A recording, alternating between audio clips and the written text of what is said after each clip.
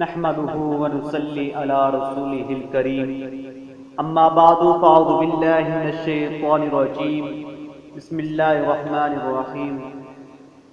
اللہ پاک سے دعا ہے کہ ہمیں نیک متقی پرہیزگار بنائے اور نفسانی خواہشات سے ہمیں بچائے رکھے، کیونکہ نفسانی خواہشات ایسی بیماری ہے جو انسان سے بہت ہی مشکل سے دور ہوتی ہے۔ اللہ پاک ہمیں شیطان کے ورغلوں سے، شیطان جیسی وبا سے بچائے رکھے۔ اے وہ شخص جسے محرومی نے بٹھا رکھا ہے، یہ توبہ کرنے والوں کا قافلہ ہے، تو نے بھی اس کے ساتھ شریک سفر ہو جا۔ تیرے پاس نہ تو کوئی آنسو کا خزانہ ہے، نہ ہی افسوس کرنے والا دل ہے، میں تجھے بے یار و مددگار دیکھ رہا ہوں۔ یہ بڑھاپے کی گھنٹی کوچ کا اعلان کر رہی ہے، اے شخص آخرت کی تیاری کر لے۔ کب تک عذر کرتا رہے گا، کب تک سستی کرتا رہے گا، کتنی غفلت کرے گا؟ میں قیامت کے دن تجھے معذور نہیں پاتا۔ تیرے وصال کا گھر ویران ہے، جبکہ جدائی کا گھر آباد ہے۔ قدم بڑھا، شاید توبہ سے کوتاہیوں کا ازالہ ہو جائے، اور سحری کے وقت ایک سجدہ ایسا کر جو تجھے قیامت کے ہولناکیوں سے نجات دلا دے۔ اللہ پاک قرآن پاک میں ارشاد فرماتا ہے، اور اللہ ہی کو سجدہ کرتے ہیں جتنے آسمانوں اور زمین میں ہیں، خوشی سے خواہ مجبوری سے، اور ان کی پرچھائیاں ہر صبح و شام۔ کیا خوب وہ لوگ جن کے دل میں یاد محبت، یاد محبوب معمور رہتی ہے، ان کے دلوں میں محبوب کے سوا کسی کی یاد کا کوئی حصہ یا گنجائش نہیں رہتی۔ اگر وہ بولتے ہیں تو اسی کا تذکرہ کرتے ہیں، اگر حرکت کرتے ہیں تو اسی کے حکم سے کرتے ہیں، اگر خوشی ہوتی ہے تو اس کے قرب پر خوش ہوتے ہیں، اگر ڈرتے ہیں تو ان کے عتاب سے ڈرتے ہیں۔ محبوب کا ذکر ان کی غذا ہے، ان کے اوقات اللہ پاک سے مناجات کرنے میں گزر جاتے ہیں، ان کے بغیر انہیں چین نہیں آتا۔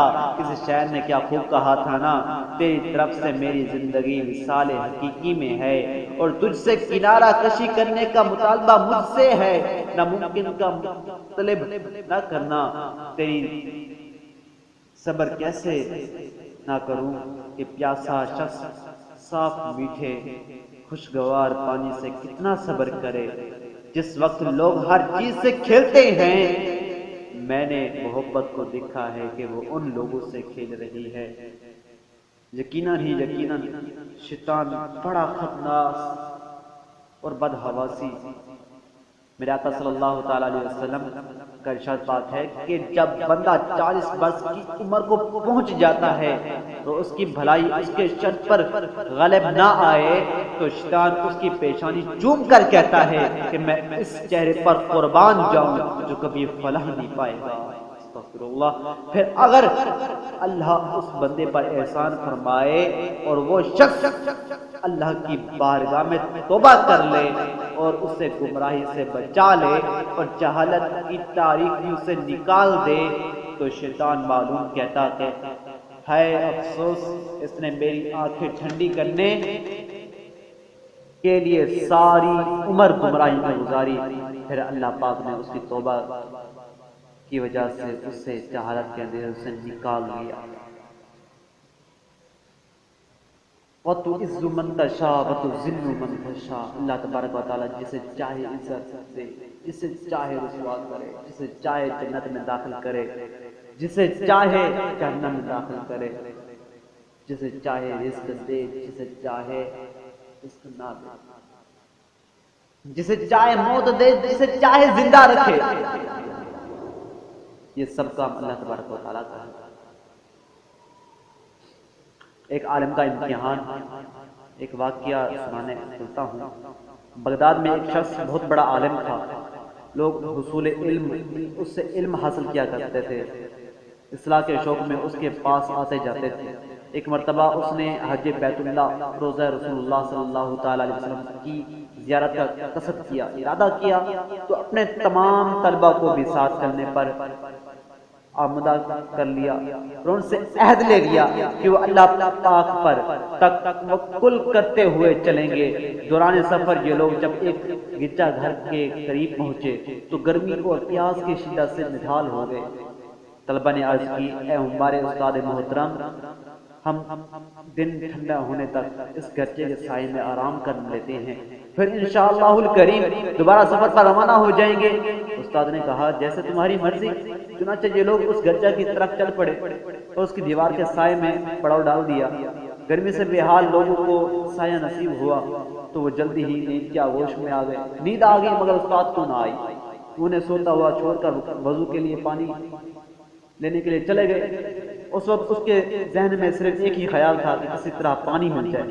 بھی وہ گرجا کے پاس ہی پہنچے تھے، پانی تلاش کر رہے تھے، اس کی نظر ایک کم سن چھوٹی عمر کی لڑکی پر پڑی جو چمکتے ہوئے سورج کے چہرے کی طرح خوبصورت۔ اس پر نگاہ پڑتے ہی شیطان استاد پر غالب آیا۔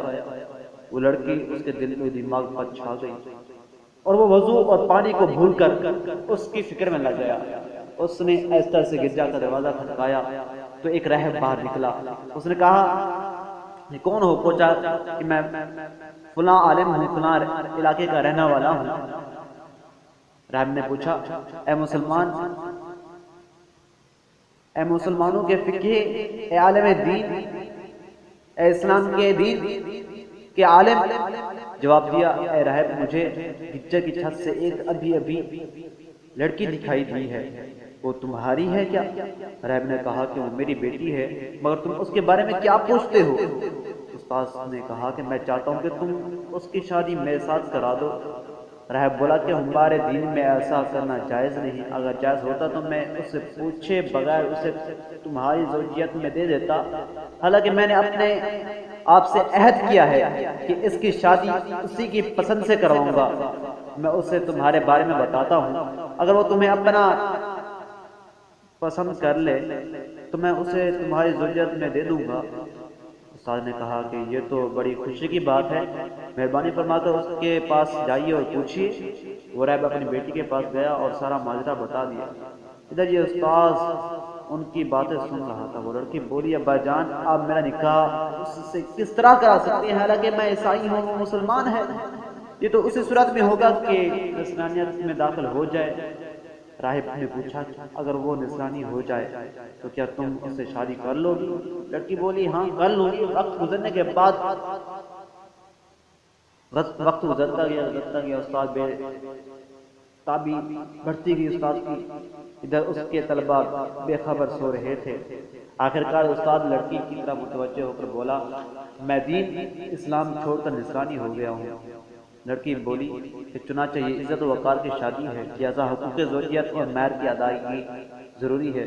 تم حق کہاں سے ادا کرو گے؟ کیونکہ میں دیکھ رہی ہوں کہ تم فقیر ہو، پھر بھی اگر تم ان خنزیروں کو پورا 1 سال چراؤ گے تو یہی میرا مہر ہوگا۔ وہ بولا کہ ٹھیک ہے، مگر میری بھی ایک شرط ہے کہ تم اس دوران اپنا چہرہ مجھ سے نہیں چھپاؤ گی تاکہ میں صبح شام سے دیکھتا رہوں۔ لڑکی بولی، مجھے منظور ہے۔ تو اس نے خطبہ والی عصا اٹھایا اور خنزیروں کی طرف چل دیا۔ عصا کے ذریعے انہیں چراگاہ تک لے گیا۔ جب طلبہ نیند سے بیدار ہوئے تو اپنے استاد کو تلاش کرنے لگے۔ جب وہ تلاش کر کے تھک گئے تو انہوں نے سوچا کہ راہب کے بارے میں سنا تھا، راہب کے پاس چلتے ہیں، ان سے پوچھتے ہیں۔ تو جب راہب کے پاس گئے تو اس نے سارا کہانی، سارا ماجرا یہ بتا دیا۔ یہ افسوسناک خبر سن کر طلبہ کرام میں کوہرام مچ گیا۔ کچھ غش کھا کر گر گئے، کچھ بے ہوش ہو گئے، کچھ آہ و بکا کرتے رہے، رونے لگے۔ پھر انہوں نے راہب سے کہا کہ اب وہ کہاں ہیں، کہاں چلے گئے؟ راہب نے بتایا کہ وہ خنزیر چرا رہے ہیں۔ راوی کہتے ہیں کہ پھر ہم اس کی طرف چل دیے تو اسی عصا سے سہارا لیے دیکھا جس کے سارے وہ خطبہ دیا کرتے تھے، وہ خنزیروں کو ادھر ادھر جانے سے روک رہا تھا۔ ہم نے ان سے کہا کہ اے ہمارے سردار، اے ہمارے استاد، یہ تم پر کیسی آزمائش آ گئی؟ پھر ہم اسے قرآن پاک، اسلام، حضور پاک صلی اللہ تعالی علیہ وسلم کے فضائل یاد دلانے لگے، اسے قرآن و حدیث کے فرامین سنانے لگے۔ تو اس نے کہا کہ مجھ سے دور ہو جاؤ، تم جو کچھ یاد دلا رہے ہو وہ میں تم سے زیادہ جانتا ہوں، مگر مجھ پر اللہ رب العزت کی طرف سے آزمائش نازل ہوئی ہے۔ ہم نے اسے اپنے ساتھ لے جانے پر بہت زور دیا مگر ناکام ہو گئے، لیکن وہ نہ مانا۔ آخرکار ہم نے اس کے حال پر کیا افسوس سمجھتے ہوئے مکہ مدینہ کی طرف چل پڑے اور حج ادا کرنے کے بعد واپس بغداد کی طرف روانہ ہوئے۔ جب ہم اسی مقام پر پہنچے، اسی جگہ پہنچے، تو ہم نے ایک دوسرے سے کہا کہ آؤ دیکھتے ہیں کہ اس پر کیا گزری، شاید وہ نادم ہو کر اللہ تبارک و تعالیٰ کی بارگاہ میں توبہ کر چکا ہو، اپنی حالت سے لوٹ آیا ہو۔ ہم اس کے پاس پہنچے تو اسے اسی حالت پر پایا، وہ خنزیر کی دیکھ بھال کر رہا تھا۔ ہم نے اسے سلام کیا، نصیحت یاد دلائی اور قرآن پاک پڑھ کر سنایا، مگر اس نے کوئی جواب نہ دیا۔ ہم ایک بار پھر حسرت زدہ دل لیے واپس چل پڑے۔ جب ہم گرجا کے گھر سے تھوڑی دور پہنچے تو ہم نے گرجے کے پیچھے ایک سائے کو اپنی جانب بڑھتے ہوئے دیکھا۔ کوئی شخص چیخ چیخ کر ہماری طرف دوڑے ہوئے آ رہا تھا اور کہہ رہا تھا کہ ہم رک گئے، دیکھا کہ آ رہا ہے ہماری طرف، رک گئے۔ قریب آنے پر معلوم ہوا کہ وہ ہمارے استاد ہیں۔ جب وہ ہم سے آ کر ملے، بولے میں گواہی دیتا ہوں کہ اللہ کے سوا کوئی معبود نہیں اور حضور صلی اللہ علیہ وسلم کے اللہ کے رسول ہیں۔ میں اللہ کی بارگاہ میں توبہ کر چکا ہوں اور اپنی پچھلی حالت سے رجوع کر چکا ہوں۔ یہ آزمائش میری ایک ایسی خطا کے سبب تھی جو میرے اور میرے رب کے درمیان تھی۔ اس نے میری خطا کے سبب مجھ پر عتاب فرمایا تھا۔ یہ آزمائش جو تم نے دیکھی وہ اسی سبب سے تھی کہ ہم اس پر بہت خوش ہوئے اور بغداد لوٹ آئے اور ہمارے استاد پہلے سے زیادہ عبادات اور مجاہدات میں مصروف ہو گئے۔ ایک دن ہم ان کے گھر پر ان سے علم دین حاصل کر رہے تھے کہ ہم نے ایک عورت کو دروازہ کھٹکھٹاتے ہوئے دیکھا، تو ہم باہر نکلے اور پوچھا کہ اے خاتون کیا کام ہے؟ اس نے کہا کہ میں شیخ سے ملنا چاہتی ہوں، اس سے کہو کہ فلاں راہب کی بیٹی آپ کے ہاتھ پر مسلمان ہونے آئی ہے۔ تو شیخ نے اسے اندر آنے کی اجازت دے دی۔ وہ گھر میں داخل ہوئی، بولی کہ اے میرے سردار، میں آپ کے ہاتھ پر مسلمان ہونا چاہتی ہوں۔ شیخ نے پوچھا کہ تمہارا قصہ کیا ہے؟ تو اس نے شیخ کو بتایا کہ جب آپ وہاں سے چلے آئے تو مجھ پر نیند کا غلبہ طاری ہوا اور میں سو گئی۔ میں نے خواب میں حضرت علی بن ابی طالب کرم اللہ وجہہ الکریم کو دیکھا۔ آپ رضی اللہ تعالیٰ فرما رہے تھے کہ دین محمدی صلی اللہ تعالی وسلم کے علاوہ کوئی دین سچا نہیں۔ آپ رضی اللہ تعالیٰ نے 3 مرتبہ یہ بات ارشاد فرمائی، پھر فرمایا کہ اللہ نے تیرے ذریعے اپنے بندے کو آزمایا، چنانچہ اب میں آپ کے پاس آ گئی ہوں اور آپ کے سامنے گواہی دیتی ہوں کہ اللہ عز و جل کے سوا کوئی معبود نہیں اور حضرت محمد صلی اللہ علیہ وسلم اللہ کے رسول ہیں۔ شیخ اس عورت کے اپنے ہاتھ پر مسلمان ہونے کی وجہ سے بہت خوش ہوئے، پھر انہوں نے اس سے اللہ کے رسول کے دین کے مطابق نکاح کر لیا۔ جب ہم نے ان سے اس خطا کے بارے میں پوچھا تو ان کے اور اللہ کے درمیان راز تھی، تو انہوں نے بتایا کہ میں کسی جگہ سے گزرا تھا کہ ایک نصرانی آ کر مجھ سے لپٹ گئی۔ میں نے ان سے کہا کہ تجھے پر اللہ کی لعنت ہو، مجھ سے دور ہو جا۔ اس نے پوچھا کیوں؟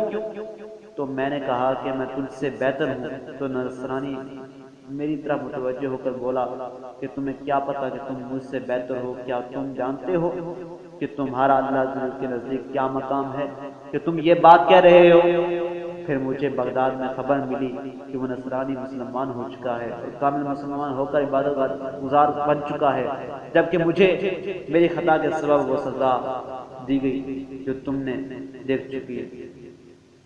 اے ایمان پہ مر مٹنے والو، اے اللہ کے نیک بندو، اے مسلمان لوگوں، یقیناً ہی اللہ تبارک و تعالیٰ اپنے خاص بندوں کو، اپنے نیک بندوں کو، اللہ پاک کے جو خاص بندے ہوتے ہیں، نیک بندے ہوتے ہیں، پیارے بندے ہوتے ہیں، اللہ کے قرب میں رہا کرتے ہیں، اللہ تبارک و تعالیٰ ان پر اپنی آزمائش عطا فرماتا دیتا ہے۔ اللہ پاک کی یہ آزمائش ہوتی ہے۔ ایمان پہ دے موت مدینے کی گلی میں، مدفن میرا سرکار کے قدموں میں بنا دے، مجھے ہریال گنبد کے تلے قدموں میں موت آئے، سلامت لے کے جاؤں دین و ایمان یا رسول اللہ۔ اللہ پاک ہم سب کا ایمان سلامت رکھے اور ہمیں ایمان پر ہی موت نصیب ہو جائے۔ اللہ پاک سے دعا ہے کہ ہمیں شریعت پر چلتے رہنے کی، دین محمدی صلی اللہ علیہ وسلم پر چلتے رہنے کی توفیق عطا فرمائے۔ وآخر دعواہم ان الحمد للہ رب العالمین۔